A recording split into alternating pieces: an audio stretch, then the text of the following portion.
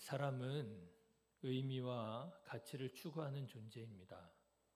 의미가 있고 가치 있는 일을 해야 행복함을 느끼고요. 의미가 없는, 가치 없는 일을 할 때에는 불행을 경험하게 되지요. 그런데 살아가다 보면 의미를 잃어버리고 가치 없는 것들을 위하여 살고 있더라라고 하는 것입니다. 열심히 산다고 살았습니다. 그런데요, 열심히 산다고 살았는데 알고 보니 내가 무엇으로 살았느냐? 과거의 죄책감에 사로잡혀서 오늘을 살아가지 못하고 있더라고 하는 것이죠. 열심히 살았습니다. 그런데 알고 보니 분노는 나의 힘이라고 내가 분노로 살아가더라고 하는 것이지요. 열심히 살았습니다. 열심히 살았는데 뒤돌아보니 내가 어떤 트라우마에 사로잡혀서 도망치듯이 살고 있더라고 하는 것입니다. 열심히 살았습니다. 그런데 열심히 살았는데 무엇을 위하여 살았는가 보니까 뭐니 해도 머니가 최고라고 물질을 위하여, 돈을 위하여 살고 있더라라고 하는 것입니다. 열심히 살았습니다. 그런데 뒤돌아보니 내가 열심히 산 것이요, 다른 사람들의 인정을 받기 위해서 눈치 보며 살고 있더라고 하는 것이지요. 그때는 그것이 의미인 줄 알고, 그때는 그것이 가치 있는 삶인 줄 알고 열심히 살았더랬습니다. 그런데 시간이 흘러보니 이런 삶에 의미가 없더라고 하는 것이지요. 그것이 충분한 가치가 되지 못하더라고 하는 것이지요. 이러한 사실을 깨달았을 때 사람은 결국 허무감에 빠지게 됩니다. 내가 무엇을 위하여 그렇게 열심히 살았던가 하는 것이지요. 어제도 말씀드렸습니다만 이 세상은 그저 우연히 만들어진 우연의 산물이라고 믿는 사람들이 있습니다. 그런데 여러분, 그렇게 우연의 산물이라고 믿는 사람들, 이 세상에는, 우리들의 삶에는 의미와 가치가 없다. 선과 악의 구분은 그저 우리의 필요를 따라 만들어진 것일 뿐이다 라고 생각하는 사람들은, 이 세상에 아무 의미, 아무 가치 없다 생각하는 분들은요, 결국 어디로 향하느냐? 허무주의에 빠지게 되어 있어요. 그런데 문제는 우리가 아직 그 끝에 가보지 않았기 때문에, 우리 인생의 끝에 서보지 않았기 때문에 우리는 허무한 목표를 향하여 나아가고 있더라고 하는 것이죠. 아니야, 이 길 끝에 뭔가가 있을 거야. 뭔가가 있을 거야. 막연한 희망을 가지고 의미 없는 삶을, 가치 없는 삶을 열심히 살아가더라고 하는 것이지요. 그런데 여러분, 그 길 끝에 아무것도 없는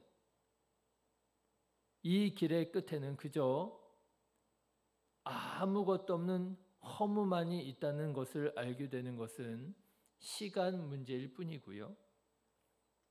여기 아무것도 없구나 라고 하는 것을 깨달았을 때에는 이미 너무 늦었을 때가 된다라고 하는 것이죠. 그래서 우리는 의미 있고 가치 있는 삶을 먼저 살아갔던 인생 선배들의 말을 잘 들어볼 필요가 있습니다.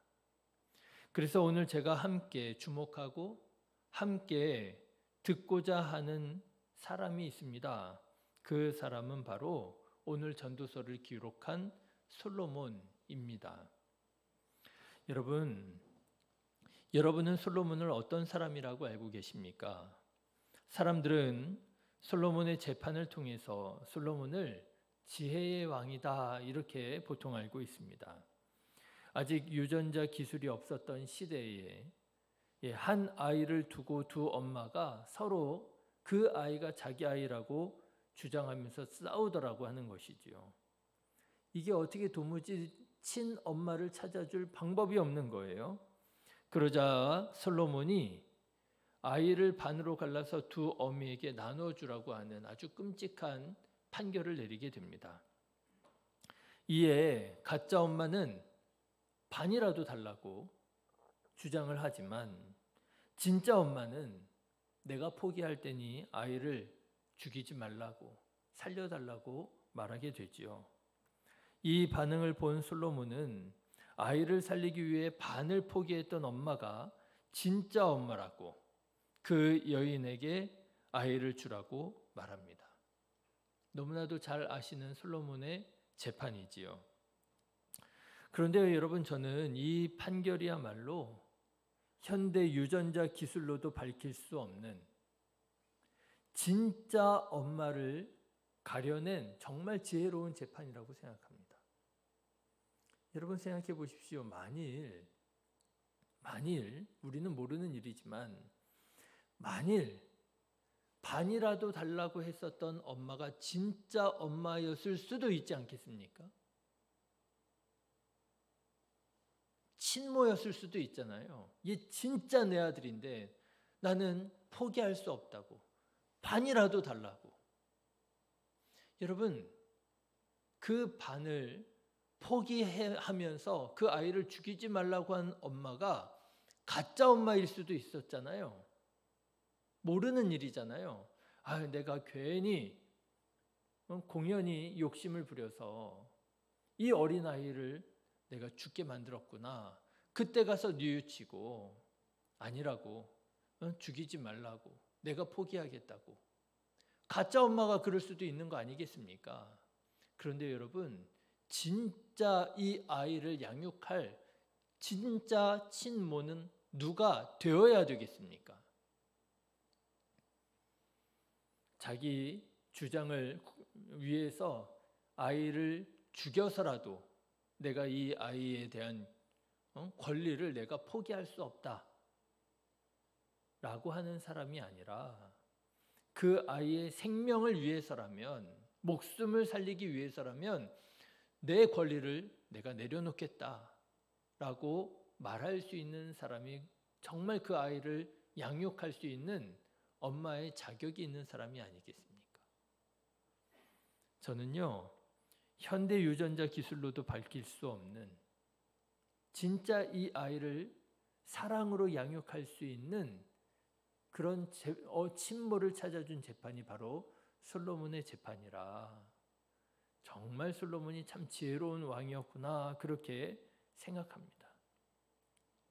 네, 우리는 그렇게 솔로몬을 지혜의 사람이라고 생각하고 그렇게 알고 있습니다.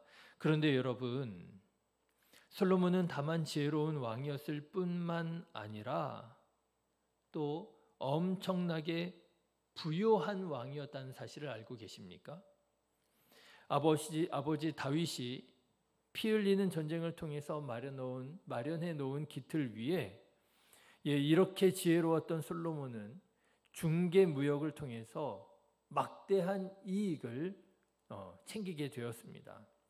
열왕기상 10장에 보면 이런 말씀이 있어요. 오빌에서부터 금을 실어온 히람의 배들이 오빌에서 많은 백단목과 보석을 운반하여 오매. 상선을 통해서 많은 귀한 물품들을 가지고 왔어요. 그걸 또 비싼 값에 팔아서 어마어마한 이익을 남기게 됩니다. 그래서 또 이런 얘기가 나오죠. 솔로몬의 세입금의 무게가 금 666달란트라. 당시에 금 한 달란트의 무게가 34.3kg 정도 됐다고 합니다. 그런데 이 34.3kg 정도에 되는 금은요, 은으로 치면 45,000세겔 정도 됐다고 하죠. 그런데 이 45,000세겔이 어느 정도의 가치를 가지고 있느냐 하면요, 당시에 노예 장정 한 사람의 값이 30세겔이었다고 합니다. 은 30세겔이면 장정 노예 한 사람을 살 수 있었대요. 그래서 여러분 계산해 보면 금 한 달란트는 노예 1,500명을 살 수 있는 가치라고 합니다. 우리 지금 노예를 우리가 사고 팔지 않으니까 이렇게 말씀을 드려도 이게 좀 감이 멀지만 어쨌든지 간에 그러면 금 666달란트면 노예를 몇 명을 살 수 있느냐? 99만 9천 명을 살 수 있는 거예요. 99만 9천 명. 어마어마한 가치 아니겠습니까? 예, 어마어마한 이익을 남긴 사람이 솔로몬이었습니다. 그래서 사실은 신학자들은 금 666달란트는 정확하게 솔로몬이 남긴 세입금이라기보다는 계산할 수 없을 만큼 많은 이익을 남겼다라고 하는 상징적인 표현이라 이렇게 해석하는 사람도 있습니다. 자, 여러분 생각해 보십시오. 솔로몬은 어마어마하게 돈을 벌었던 사람입니다. 그래서 보물 사냥꾼들이 있잖아요. 보물을 찾아다니는 보물 사냥꾼들에게 솔로몬은 지혜의 왕이라기보다는 부자왕, 보물왕으로 알려져 있어요. 자, 그렇다면 솔로몬은 어떤 사람이라 하겠습니까? 강력한 이스라엘의 왕이고요. 그 지혜가 사람들이 감탄할 만큼 놀라운 현명한 사람이고요. 그 재산이 계산이 안 될 정도로 많은 엄청난 부자였다라는 것이지요. 얼마나 행복하겠습니까? 힘이 있지요? 지혜가 있지요? 돈이 있지요? 그야말로 성공적인 삶을 살아가는 그런 사람이 아니겠습니까? 그런데 여러분, 이 솔로몬이 그 인생의 말년에 놀랍게도 이런 말을 하더라는 거예요. 여러분, 전도서 1장의 말씀을 한번 보실까요? 전도서 1장 1절 2절 말씀.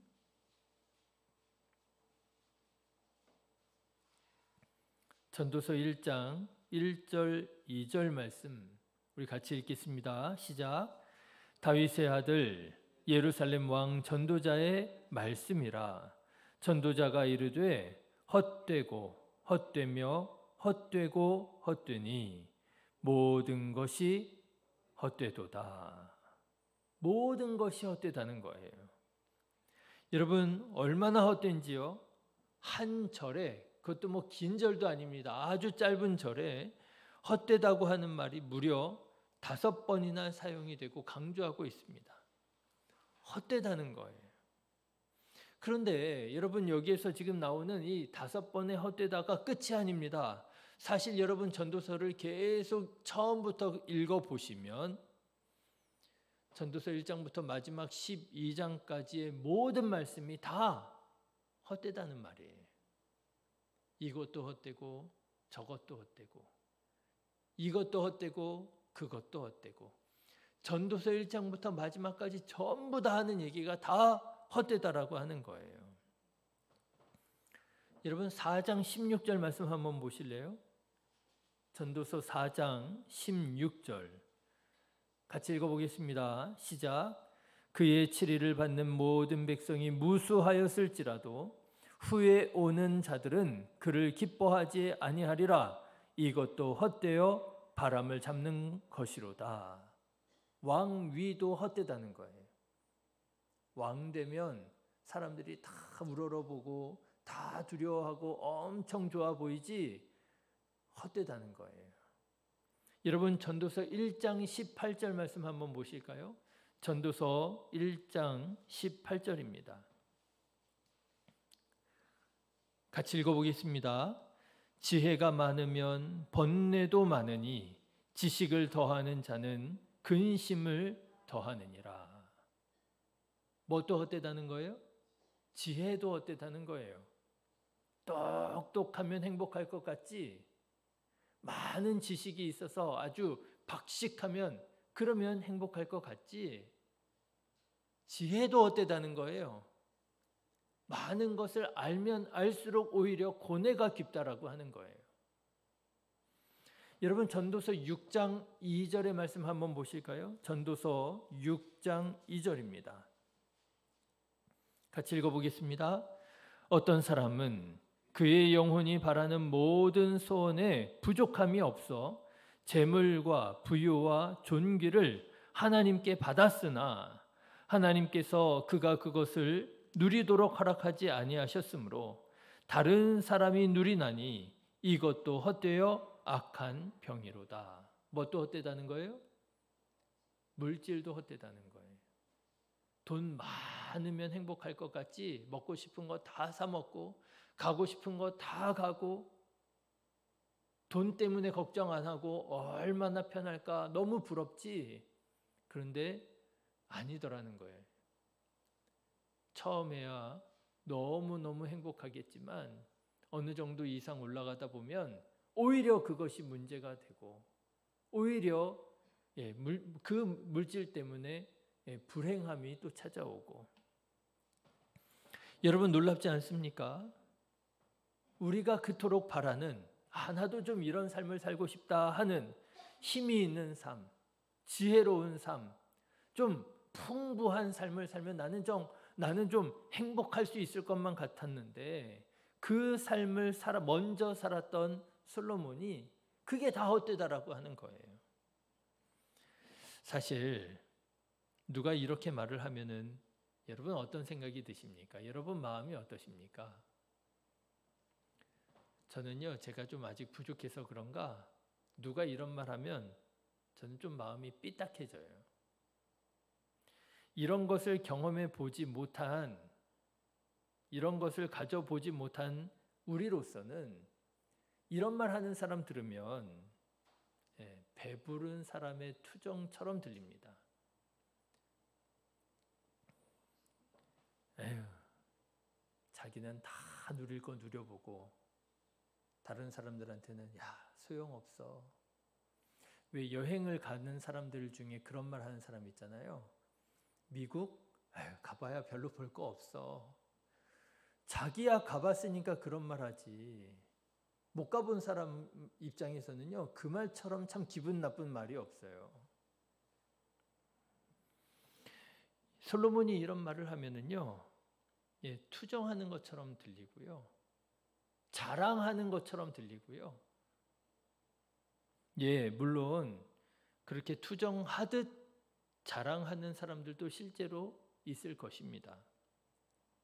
그러나 여러분, 앞서 말씀드린 것처럼 우리는 우리보다 먼저 인생을 살아갔던 인생 선배들의 조언을 다만 배부른 사람의 투정이라고 꽃깝게만 들을 것이 아니라 겸손하게 들을 필요가 있을 것입니다. 여러분, 솔로몬 왕은 왜 이렇게 헛되다라고 하는 말을 이렇게까지 할 수밖에 없었을까요? 그래서 솔로몬이 정말 인생 후배들에게 하고 싶은 말은 어떤 말이었을까요? 그것이 바로 오늘 본문의 말씀입니다. 12장 마지막 부분이에요. 여러분 12절부터 보실까요? 12절부터의 말씀을 보시면 솔로몬은 이 전도서를 읽는 사람들을 애정 어린 마음으로 이렇게 부릅니다. 여러분 같이 읽어보실까요? 시작. 내 아들아, 또 이것들로부터 경계를 받으라. 이게 그저 배부른 사람의 투정이 아니라는 거예요. 경험해보지 못한 사람들 앞에서 그냥 자기를 드러내는 자랑이 아니라는 거예요. 내 아들아, 나 이거 정말 내가 이 말을 해주고 싶어 라고 하는 말입니다. 사랑하는 마음으로 전해주는 충고요 조언이라고 하는 거예요. 그러면서 하는 말이 뭐라고요? 13절입니다. 다시 한번 같이 읽어보실까요? 일의 결국을 다 들었으니 하나님을 경외하고 그의 명령들을 지킬지어다. 이것이 모든 사람의 본분이니라. 이 말을 하고 싶은 거예요. 이 말을 하고 싶은 거예요. 솔로몬이 꼭 하고 싶은 얘기가 있다는 것입니다. 나는 이미 나이가 들었지만 너희는 나처럼 나이가 들기 전에 청년의 때에, 아직 젊을 때에, 아직 시간이 있을 때에 하나님을 기억하고 하나님을 경외하는 삶을 살아라 하는 거예요. 여러분 12장 1절 말씀도 한번 보십시오. 같이 읽어보실까요? 너는 청년의 때에 너의 창조주를 기억하라. 곧 곤고한 날이 이르기 전에 나는 아무 낙이 없다고 할 해들이 가깝기 전에 그때 하나님을 기억하고 그때 하나님을 경외하라 라고 하는 말을 하는 거예요. 그렇습니다, 여러분. 정말 의미 있는 삶은 어떤 삶이냐? 정말 가치 있는 삶은 어떤 삶이냐? 하나님을 두려워할 줄 아는 삶. 그래서 하나님을 사랑하는 마음으로 하나님의 말씀을 지키며 살아가는 삶이, 그 삶이 의미가 있고 가치가 있는 삶이더라라고 하는 거예요. 여러분, 저는 오늘 이 말씀을 이렇게 해석하고 싶습니다. 과거의 죄책감에 사로잡혀서 살지라도 그 삶은 의로워지지 않는다는 거예요. 분노는 나의 힘이라고 분노로 와신상담하면서 열심으로 살아가도 소용없다는 거예요. 어떤 트라우마에 사로잡혀서 인생을 도망치듯이 그렇게 살아간다 할지라도 우리는 두려움에서 벗어날 수가 없다라고 하는 거예요. 뭐니 해도 머니가 최고라고 물질을 위하여 돈을 벌기 위하여 아등바등 살아간다 할지라도 꼭 문제는 어디에서부터 생겨요? 돈 때문에 문제가 생기더라고 하는 거예요. 그리고 그 돈은 결국 남의 것이 되더라고 하는 거예요.